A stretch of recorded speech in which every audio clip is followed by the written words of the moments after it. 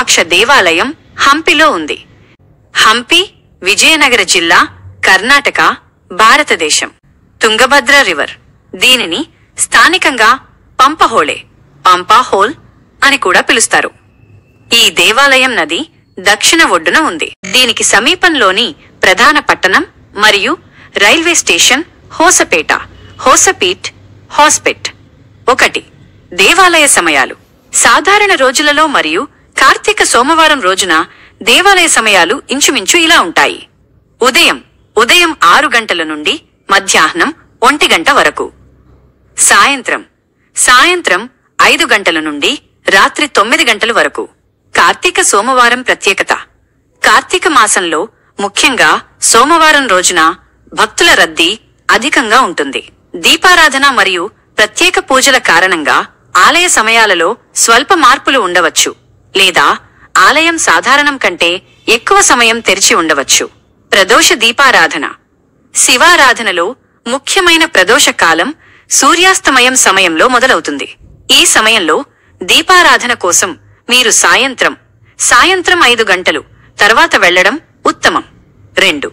హంపి విరూపాక్ష దేవాలయం చేరుకోవడానికి రూట్స్. హంపికి నేరుగా విమానాశ్రయం లేదు, కాబట్టి ప్రయాణానికి రైలు లేదా రోడ్డు మార్గాలను ఎంచుకోవచ్చు. రైలు మార్గం, ట్రైన్. సమీప railway station Hosapete junction, Hospet junction, HPT. హంపికి 13 కిలోమీటర్లు దూరంలో ఉంటుంది. ఎలా చేరుకోవాలి? హోసపేట నుండి హంపికి రైల్వే స్టేషన్ నుండి మీరు స్థానిక బస్సులు, ఆటో రిక్షాలు లేదా టాక్సీలు సుమారు 30 నిమిషాల ప్రయాణం ద్వారా విరూపాక్ష దేవాలయానికి చేరుకోవచ్చు. హోసపేట బస్టాండ్ నుండి ప్రతి 30 నిమిషాలకు హంపికి స్థానిక బస్సులు ఉంటాయి. విద్యానగర్ విమానాశ్రయం VDY హంపి నుండి సుమారు 40 కిలోమీటర్లు. ఇక్కడికి హైదరాబాద్ మరియు బెంగళూరు నుండి విమానాలు ఉంటాయి. కార్తీక మాసం రద్దీగా ఉండే సమయం కాబట్టి రైలు, బస్ టిక్కెట్లు మరియు హోసపేట లేదా హంపిలో వసతిని ముందుగానే బుక్ చేసుకోండి. 2. ఆలయానికి నడక. విరూపాక్ష దేవాలయం హంపి బజార్ బస్ స్టాండ్ చివరన ఉంటుంది. అక్కడి నుండి ఆలయానికి నడిచి వెళ్లవచ్చు. 3. సరైన వస్త్రధారణ. ఆలయంలోకి వెళ్లేటప్పుడు సంప్రదాయబద్ధంగా మగవారు పంచె లేదా ప్యాంటు, షర్టు, ఆడవారు చీర లేదా చుడీదార్. విరూపాక్ష దేవాలయంలోని అత్యంత అద్భుతమైన భాగాలలో ఒకటి విజయనగర మండపం లేదా కళ్యాణ మండపం. ఈ మండపాన్ని కృష్ణదేవరాయలు తన పట్టాభిషేకం క్రీశ 1510 జ్ఞాపకార్థం నిర్మించారు. స్తంభాల అద్భుతం. ఈ మండపంలోని స్తంభాలపై పౌరాణిక యాలి శిల్పాలు చెక్కబడి ఉన్నాయి. ఈ యాలి శిల్పాలు తమ పాదాల కింద ఏనుగులను నలిపివేస్తున్నట్లుగా లేదా గుర్రాలపై యుద్ధవీరులు ఉన్నట్లుగా శక్తివంతంగా కనిపిస్తాయి. ఇవి విజయనగర రాజుల యొక్క సైనిక మరియు రాజకీయ శక్తికి ప్రతీకలుగా నిలుస్తాయి. 2. విరూపాక్ష దేవాలయం యొక్క భూగర్భ రహస్యం. రహస్య మార్గాలు అండర్ గ్రౌండ్ ప్యాసేజెస్. హంపిలోని అనేక దేవాలయాల క్రింద, ముఖ్యంగా విరూపాక్ష దేవాలయం వంటి పెద్ద నిర్మాణాలలో రాజులు మరియు దేవాలయ ధనాన్ని తరలించడానికి ఉపయోగించే భూగర్భ మార్గాలు ఉండేవని చరిత్రకారులు చెబుతారు. అయితే వీటిని భద్రతా కారణాల వల్ల లేదా శిథిలావస్థ కారణంగా పూర్తిగా అన్వేషించలేదు లేదా ప్రజల సందర్శన కోసం తెరవలేదు. కోనేరు మన్మథ ట్యాంక్. దేవాలయానికి అనుబంధంగా ఉన్న పవిత్రమైన కోనేరు ట్యాంక్ ఉంది. కార్తీక మాసంలో దీపాలను వెలిగించడానికి మరియు ఇతర శుభకార్యాలకు ఈ నీటిని ఉపయోగిస్తారు. పంపేశ్వరుడు లేదా పంపపతి అని కూడా పిలుస్తారు. పంప అంటే తుంగభద్ర నది లేదా పంపాదేవి అంటే పంపాదేవి యొక్క భర్త అని అర్థం. ఈ పేరు ఆలయానికి మరియు తుంగభద్ర నదికి ఉన్న అవిద్రోహ్యమైన అనుబంధాన్ని మరింత స్పష్టం చేస్తుంది. హంపి పేరు. ఈ ప్రాంతం యొక్క అసలు పేరు పంపక్షేత్రం. కాలక్రమేణా ఇది హంపిగా మారింది. ఈ పేరు కూడా శివుడి స్థానిక అనుబంధాన్ని సూచిస్తుంది. ఈ యునెస్కో ప్రపంచ వారసత్వ ప్రదేశం. ఉద్భవం. ఈ దేవాలయం క్రీశ 7వ శతాబ్దం నాటి ఒక చిన్న పుణ్యక్షేత్రంగా ఉద్భవించింది. ఇది విజయనగర సామ్రాజ్యం స్థాపనకు ముందే ఉంది. విజయనగర వైభవం. క్రీశ 14 నుండి 16వ శతాబ్దాల మధ్య విజయనగర సామ్రాజ్యం రాజుల పాలనలో ముఖ్యంగా శ్రీకృష్ణదేవరాయల 1509 నుండి 1529 కాలంలో భారీగా విస్తరించబడింది. ప్రధాన రాజగోపురం మరియు అలంకరించబడిన స్తంభాల మండపం, పిల్లర్డ్ హాల్ ఆయన నిర్మాణాలే. నిరంతర పూజ క్రీసా 1565లో విజయనగర పతనం తర్వాత కూడా ఈ దేవాలయం నిరంతరాయంగా పూజలు అందుకుంటున్న ఏకైక నిర్మాణంగా ఉంది. నిర్మాణంలో స్థానిక గ్రానైట్ రాయిని ఉపయోగించారు. అయితే సూక్ష్మమైన శిల్పాలకు సోప్ స్టోన్ వాడారు. ప్రత్యేకత పిన్ హోల్ ఎఫెక్ట్. ఆలయ ప్రాంగణంలోని ఒక గోడపై అత్యంత ఎత్తైన తూర్పు గోపురం యొక్క తలక్రిందులైన ప్రతిబింబం, ఇన్వర్టెడ్ ఇమేజ్, సహజమైన పిన్ హోల్ కెమెరా ప్రభావం ద్వారా కనిపిస్తుంది. ఇది ప్రాచీన ఇంజనీరింగ్ కు నిదర్శనం. ప్రస్తుత పునరుద్ధరణ ఇటీవలి కాలంలో కూలిపోయిన సాలు మండపం, మందిరి వంటి భాగాలను archaeological survey of India ASI పునరుద్ధరణ పనులు చేపట్టింది. స్థానిక దేవత అయిన పంపాదేవి పార్వతీదేవి అవతారం తుంగభద్ర నది స్వరూపంగా పరిగణించబడుతుంది. ఆమె శివుడిని విరూపాక్షుడిని వివాహం చేసుకోవడానికి ఈ ప్రాంతంలోని హేమకూట కొండలపై తపస్సు చేసిందని పురాణాలు చెబుతున్నాయి. నది మార్గం ఆలయంలోని ఉత్తర గోపురం, కనకగిరి గోపురం, పంపాతీర్థం, మన్మథ ట్యాంక్ గుండా తుంగభద్ర నది వైపు దారితీస్తుంది. పూర్వకాలంలో భక్తులు నదిలో స్నానం చేసి నేరుగా ఆలయాన్ని సందర్శించేవారు. ఇన్సైడ్ టెంపుల్ ఆలయం లోపల ప్రధాన దైవం శ్రీ విరూపాక్షుడు శివుడు.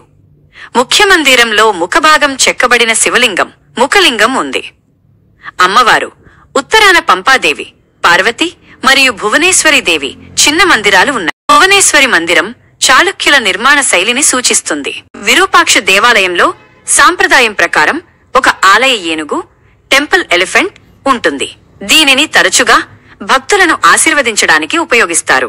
ఇది దక్షిణ భారత ఆలయ సంస్కృతిలో భాగం. విరూపాక్ష దేవాలయం పరమశివుడికి విరూపాక్ష స్వామి అంకితం చేయబడింది మరియు కార్తీక మాసం అనేది శివుడికి, విష్ణువుకు అత్యంత పవిత్రమైన మాసం. విరూపాక్ష దేవాలయం దాదాపు 7వ శతాబ్దం నుండి అవిచ్ఛిన్నంగా పూజలు అందుకుంటూ వస్తున్న సజీవ దేవాలయం, లివింగ్ టెంపుల్. దీపం వెలిగించడం ముఖ్యం. శివాలయం కాబట్టి కార్తీక మాసంలో వచ్చే సోమవారాలు, కార్తీక సోమవారాలు మరియు పౌర్ణమి రోజున దీపారాధన మరింత విశిష్టంగా చేస్తారు. నిత్య దీపం ఆలయంలో నిత్య దీపారాధన నిరంతరం జరుగుతున్నప్పటికీ కార్తీక మాసంలో భక్తులు పెద్ద సంఖ్యలో ఆలయానికి తరలివచ్చి ఆలయ ప్రాంగణంలో దీపస్తంభాల వద్ద మరియు ప్రత్యేకంగా తులసి కోటల వద్ద దీపాలను వెలిగిస్తారు. కార్తీక మాసంలో భక్తులు నదిలో పవిత్ర స్నానం ఆచరించి లేదా సంకల్పం తీసుకుని ఆలయానికి వచ్చి దీపాలు వెలిగించడం ప్రధాన సంప్రదాయం. కొందరు భక్తులు నదీమ తల్లికి దీపాలను నీటిలో వదలడం కూడా సమర్పిస్తారు. ప్రదోషకాల పూజ శివుడి ఆలయం కాబట్టి కార్తీక మాసంలో సాయంత్రం వేళల్లో, ముఖ్యంగా ప్రదోషకాలంలో విరూపాక్ష స్వామికి, పంపాదేవికి అమ్మవారు ప్రత్యేక పూజలు, రుద్రాభిషేకాలు మరియు దీపాలంకరణ చేస్తారు. దేవాలయంలో ప్రత్యేకంగా జరిగే దీపోత్సవం కార్తీక పౌర్ణమి, కార్తీక మాసం చివరి రోజున దేవాలయంలో ప్రత్యేక దీపోత్సవం నిర్వహిస్తారు. దీపాలంకరణ ఈ రోజున ఆలయం యొక్క రాజగోపురం, ప్రధాన గోపురం, ప్రాకారాలు, మండపాలు మరియు దీపస్తంభాలను వేల సంఖ్యలో ఉన్న మట్టి దీపాలతో అలంకరిస్తారు. ఏడాది పొడవునా జరిగే ప్రధాన ఉత్సవాలు: 1. విరూపాక్ష రథోత్సవం మార్చి, ఏప్రిల్. ఇది ఇక్కడి అతిపెద్ద ఉత్సవం. 2. ఫలపూజ ఉత్సవం డిసెంబర్. విరూపాక్షుడు మరియు పంపాదేవిల వివాహం జరిగే ఉత్సవం. కార్తీక ఆలయ శిలాశాసనాలు విరూపాక్ష ఆలయ ప్రాంగణం, ప్రధాన గోపురం, ముఖ మండపం, స్తంభాలు, లోపలి ప్రాకార గోడలు. విజయనగర రాజులు, ముఖ్యంగా శ్రీకృష్ణదేవరాయలు, రెండవ దేవరాయలు, వారి రాణులు మరియు సామంతులు భౌతికంగా ఆలయంలో చూడవచ్చు. ఆ పాఠం అర్థం చేసుకోవడానికి ఎపిగ్రాఫియా ఇండికా, ఎపిగ్రాఫియా కర్ణాటిక లేదా ఏసై నివేదికలు చదవాలి.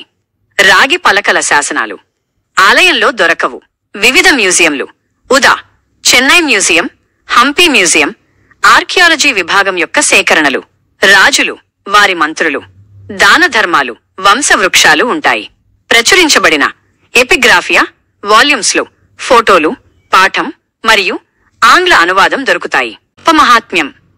రచయిత తెలియదు. పురాణంలో భాగం. స్థల పురాణం. ఈ గ్రంథం యొక్క పద్యాలు, కథా సారాంశం అనేక తెలుగు, కన్నడ సాహిత్య గ్రంథాలలో మరియు పరిశోధనా పత్రాలలో లభిస్తుంది. పంప శతకము. హరిహరుడు కన్నడ కవి, 12వ శతాబ్దం. ఈ పద్యాలు కన్నడ సాహిత్య అకాడమీ ప్రచురణలో దొరుకుతాయి. ఇవి తెలుగు అనువాద పుస్తకాలలో కూడా లభిస్తాయి. రాయవాచకం. విశ్వనాథ నాయకుడు వ్రాయించాడు. శ్రీకృష్ణదేవరాయల పాలన విరూపాక్ష ఆలయానికి చేసిన సేవలు.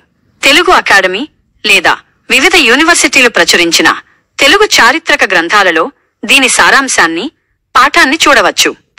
బి. విదేశీ యాత్రికుల గ్రంథాలు. Chronicle of Domingo Paes. Domingo Paes. Virupaksha ఆలయ ఉత్సవాలు, వీధుల వివరణ. ఈ గ్రంథాన్ని విజయనగర సామ్రాజ్యం చరిత్ర గురించి రాసిన ఆంగ్ల అనువాద పుస్తకాలలో చదవవచ్చు. ప్రచురణకర్తలు ఏషియన్ ఎడ్యుకేషనల్ సర్వీసెస్ లేదా ఇతర చరిత్ర ప్రచురణ సంస్థలు. ఫెర్నావో నూనిస్ క్రానికల్. ఫెర్నావో నూనిస్ రాజుల చరిత్ర, ఆలయ నిర్వహణ. ఇది కూడా పేస్ క్రానికల్ తో పాటు సాధారణంగా ఒకే పుస్తకంలో అనువదించబడి దొరుకుతుంది. కాలం నాటి మరియు పరిశోధన గ్రంథాలు. Epigraphia Indica volumes. Archaeological survey of India ASI. శాసనాల పూర్తి పాఠాలు, అనువాదాలు. ఇవి చాలా వరకు యూనివర్సిటీ లైబ్రరీలలో, ఆర్కియాలజీ మ్యూజియంలలోని రిఫరెన్స్ విభాగాలలో దొరుకుతాయి. ASI వెబ్సైట్లో కొన్ని వాల్యూమ్స్ PDF రూపంలో చదవడానికి లభిస్తాయి. Hampi a guide to its ruins and art. చారిత్రక పరిశోధకులు. ఆలయ వాస్తుశిల్పం, నిర్మాణ వివరాలు. హంపికి సంబంధించిన దాదాపు అన్ని టూరిజం గైడ్లు, చారిత్రక పుస్తకాలలో విరూపాక్ష ఆలయం గురించి వివరంగా ఉంటుంది. ప్రముఖ ఆన్లైన్ పుస్తక దుకాణాలలో, హంపిలోని పుస్తకాల దుకాణాలలో దొరుకుతాయి. ASI వార్షిక నివేదికలు. Archaeological survey of India ASI ప్రతి సంవత్సరం ఆలయాలపై చేసిన పరిశోధనలు, కొత్తగా దొరికిన శాసనాల వివరాలు. ASI అధికారిక వెబ్సైట్లు లేదా ప్రభుత్వ ప్రచురణల విక్రయ కేంద్రాలలో దొరుకుతాయి.